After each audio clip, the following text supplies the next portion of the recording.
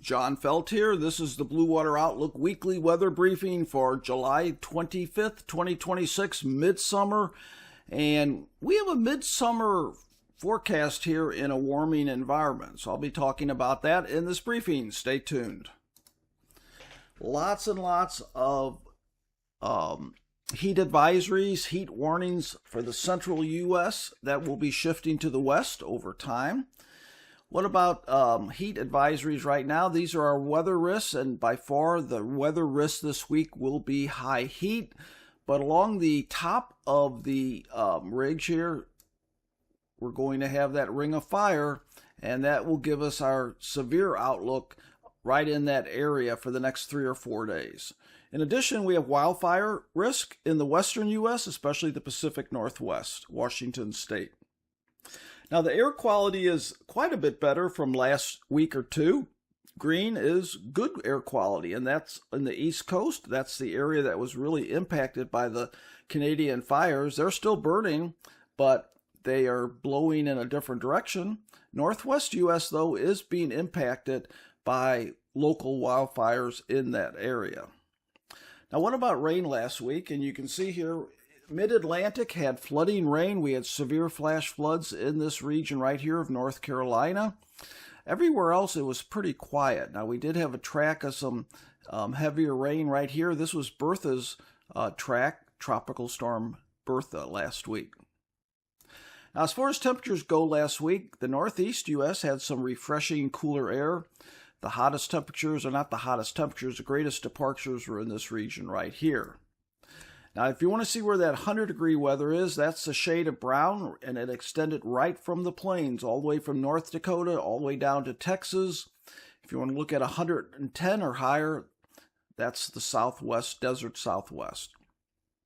Like I said, we had Tropical Storm Bertha last week. It moved in this track right in here along the North Gulf Coast. What's interesting here, look at these dew points, near 80, 70s to near 80.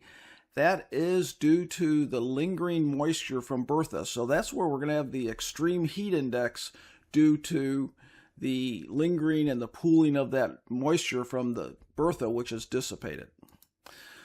Now, as far as rivers go, with that extreme rain, we still have some high flows in the mid-Atlantic region. We have some high flows along the north coast due to Bertha.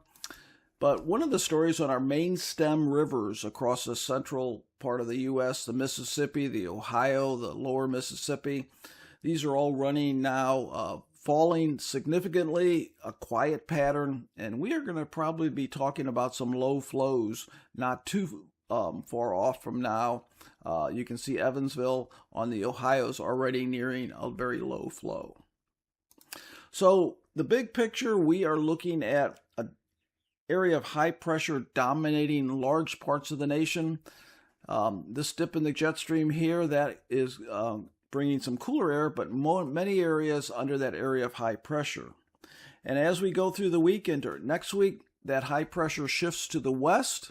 That means that the greatest risk for those really hot weather is going to shift from the plains in the Midwest to the western U.S.